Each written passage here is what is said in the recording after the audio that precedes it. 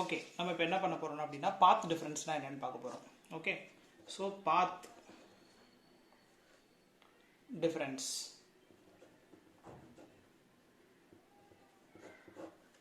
Okay, so path difference என்னென்னா, say நம்மக்கிட்ட வந்து ரெண்டு வேவ் இருக்குன்னு எடுத்துக்கலாம். Say we have two waves. இது ஒரு வேவ், இது ஒரு வேவ். அதே மாதிரி இன்னொரு வேவ் இருக்குது. ஓகே, அதே மாதிரி இன்னொரு வேவ் இருக்குது. ஸோ ஆப்வியஸாக நமக்கு தெரியும். ஸோ ஒரு கம்ப்ளீட் இதுதான் நம்ம என்னென்னு சொல்லுவோம், ஒரு கம்ப்ளீட் வேவ் லெங்க்த்துன்னு சொல்லுவோம் இல்லையா. இங்கேருந்து ஒன்று முதல்ல இப்போ என்ன பாத் டிஃப்ரென்ஸ் அப்படின்னா என்னென்னா, ஸோ இந்த வேவ் அப்படியே இருக்கட்டும். Will draw one more wave over here. So இங்கே வந்து இப்படி ஒரு வேவ் இருக்குது. இந்த வேவோட டிஸ்டன்ஸ் வந்து நம்ம என்னென்னு சொல்கிறோம், x1 அப்படின்னு சொல்கிறோம். இங்கேருந்து இன்னொரு வேவ் இப்படி ஸ்டார்ட் ஆகுது. இந்த வேவோட டிஸ்டன்ஸை நம்ம என்னென்னு சொல்கிறோம் அப்படின்னா x2ன்னு சொல்கிறோம். ஸோ ஃபஸ்ட்டு வேவுக்கும் செகண்ட் வேவுக்கும் உள்ள டிஸ்டன்ஸ் கேப் எவ்வளோ, டிஸ்டன்ஸ் கேப்பை தான் நம்ம என்னென்னு சொல்கிறோம், பாத் டிஃப்ரென்ஸ் அப்படின்னு சொல்கிறோம். இப்போ ஃபஸ்ட்டு வேவ் x1, ஓகேவா. ஸோ இப்போ ஃபஸ்ட்டு வேவுக்கும் செகண்ட் வேவுக்கும் உள்ள டிஸ்டன்ஸ் கேப்னா x1 மைனஸ் x2, அதான் வந்து என்னது பாத் டிஃப்ரென்ஸ். இந்த டெல்டான்றதான் சிம்பிள் வந்து பாத் டிஃப்ரென்ஸ்க்கு யூஸ் பண்ணுறது. x1லேருந்து x2 மைனஸ் பண்ணால் இதுதான் வந்து டெல்டா.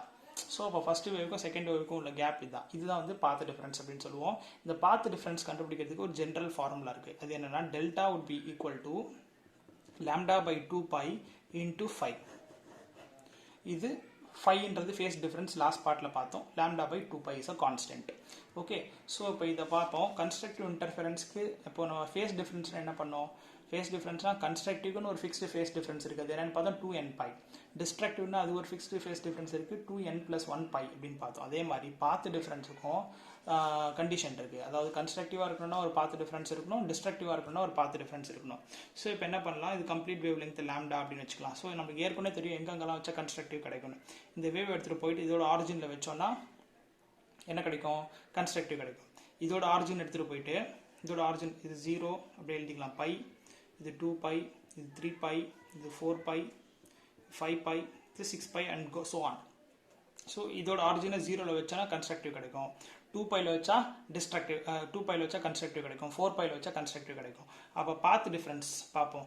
ஃபஸ்ட்டு இப்போ எங்கெங்கெல்லாம் வச்சா 0ல் வச்சா நம்மளுக்கு கன்ஸ்ட்ரக்டிவ் கிடைக்கும். நெக்ஸ்ட்டு இதே வேவ் எடுத்துகிட்டு போயிட்டு 2 piல வைக்கணும். அப்போ 2 piக்கும் ஸோ செகண்ட் வேவை 2 piல வைக்கிறோம். ஃபஸ்ட்டு வேவ் இது. ஸோ அப்போ செகண்ட் வேவுக்கும் ஃபஸ்ட்டு வேவுக்கும் உள்ள டிஃப்ரென்ஸ் வந்து லாம்டா. இங்கேருந்து இது ஒரு கம்ப்ளீட் வேவ் லெங்த் லாம்டா. அதே எடுத்துகிட்டு போயிட்டு 4 piல வச்சுட்டோம்னா, ஸோ இங்கேருந்து ஆரிஜின்லேருந்து ஃபஸ்ட்டு வேவுக்கும் செகண்ட் வேவுக்கும் உள்ள கேப் வந்து that would be again this is also lambda. So டோட்டலாக ஃபஸ்ட்டு லாம்டாவில் கிடைக்கும், ரெண்டாவது 2 லாம்டாவில் கிடைக்கும், and so on up to எங்கே கிடைக்கும், n லாம்டா வரைக்கும் நம்மளுக்கு என்ன கிடைக்கும், கன்ஸ்ட்ரக்டிவ் இன்டர்ஃபரன்ஸ் கிடைக்கும். ஸோ ஒரு பாத், அதாவது கன்ஸ்ட்ரக்டிவ் இன்டர்ஃபரன்ஸாக இருக்கணும்னா பாத் டிஃபரன்ஸ் வந்து என்னவாக இருக்கணும், n டைம்ஸ் லாம்டாவாக இருக்கணும். ஸோ இதை வந்து நம்ம திருப்பி ஒரு எக்ஸாம்பிள் மட்டும் வரைவோம். சே ஒரு வேவ் இப்படி இருக்குது. ஓகே, செகண்ட் வேவை நம்ம என்ன பண்ணுறோம், இப்படி வரைகிறோம். இப்படி வரைஞ்சோம் அப்படின்னா இது வந்து என்னது, this would be a destructive interference. Okay, so ஏன்னா இதுக்கும் இது வந்து நான் இங்கே ஓகே இது இங்கே வரையாமல் இது டிஸ்ட்ரக்டிவ் எக்ஸாம்பிள், கன்ஸ்ட்ரக்டிவ்க்கு நம்ம ஒரு எக்ஸாம்பிள் வரைவோம். ஸோ இது வந்து ஒரு வேவ் ஒரு வேவ் இருக்குது. ஓகே, ரெண்டாவது வேவை நான் எங்கேருந்து வரைகிறேன் அப்படின்னா இங்கேருந்து, இது ஃபஸ்ட்டு வேவ், செகண்ட் வேவோட ஆரிஜினை நான் இங்கேருந்து வரைகிறேன். இப்போ இங்கேருந்து வரைஞ்சேன் நான் ஆகும், இது செகண்ட் வேவ். ஸோ ஃபஸ்ட்டு வேவுக்கும் செகண்ட் வேவுக்கும் உள்ள டெல்டா எவ்வளோ, that would be lambda. So அதே மாதிரி ஃபஸ்ட்டு வேவுக்கும் செகண்ட் வேவுக்கும் உள்ள டெல்டா வந்து லாம்டா. ஸோ இந்த பொசிஷனில் நமக்கு என்ன கிடைக்கும், கன்ஸ்ட்ரக்டிவ் இன்டர்ஃபரன்ஸ் கிடைக்கும். அதே மாதிரி so this is for constructive.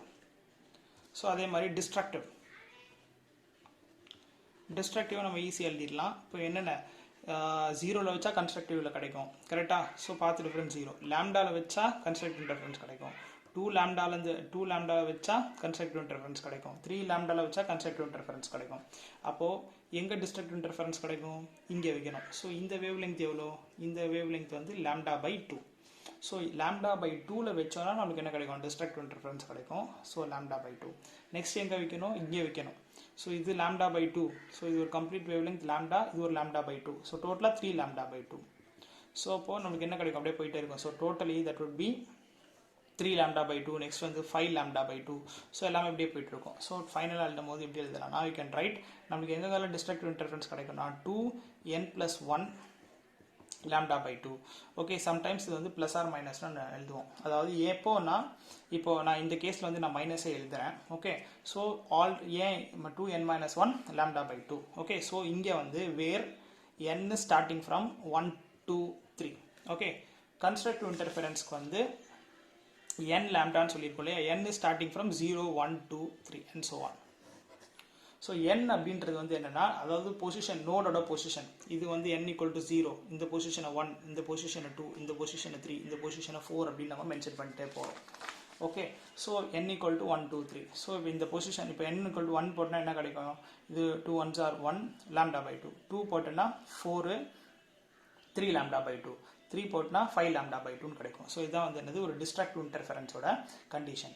Okay so இப்போ வந்து எப்படி இந்த ஈக்குவேஷன் நம்மளுக்கு கிடைக்குது அப்படின்னா, இந்த பாத் டிஃபரன்ஸை நம்ம இங்கே ஸோ இதை நம்ம வந்து இந்த ஈக்குவேஷன் மூலமாகவும் ப்ரூவ் பண்ணலாம். For example delta = lambda by 2 pi into 5 அப்படின்னு நம்ம சொல்கிறோமா, we can write this equation. So இங்கே எழுதுவோம் delta = lambda by 2 pi. So destructive இன்டர்ஃபரன்ஸ்க்கு ஃபேஸ் டிஃபரன்ஸ் என்ன வரும், தட் would be 2n-1. அங்கேயே நான் என்ன பண்ணியிருப்பேன்னா n+1ன்னு எழுதியிருப்பேன். ஸோ இங்கே ஃபார் எக்ஸாம்பிள் அதாவது சொன்னால் ப்ளஸ் ஆர் மைனஸ்ன்னு கூட யூஸ் பண்ணிக்கலாம். ஸோ ப்ளஸ் நான் யூஸ் பண்ணேன்னா இது இங்கே என்ன பண்ணணும்னா 0 இன்க்ளூட் பண்ணிக்கணும். ஓகே ஸோ 2n+1 பை பையும் கேன்சல் ஆயிடுச்சுன்னா என்ன வரும், lambda by 2 2n+1 final result வந்து கிடைக்கும். அதே மாதிரி இதுக்கும் அதே மாதிரி ஈக்குவேஷனை ப்ரூவ் பண்ணலாம். இதோட delta would be equal to lambda by 2 pi into 5. So 5 அப்படின்றது வந்து என்ன, நம்மளுக்கு கன்ஸ்ட்ரக்டிவ் இன்டர்ஃபரன்ஸ் 5 வந்து என்னென்னு எழுதணும், n into pi அப்படின்னு எழுதணுமா, சாரி 2n pi அப்படின்னு எழுதணுமா. So 2n pi, so 2 pi cancel ஆயிரும். So delta would be equal to n into lambda. Okay so இப்படியே வந்து நம்ம அதை ப்ரூவ் பண்ணலாம். ஸோ நான் இது வந்து அனாலஜி ஆஃப் லாஜிக் கிராஃப் வச்சு சொன்னேன். This a direct basic equation வச்சு சால்வ் பண்ணிக்கலாம். Okay so this is the path difference.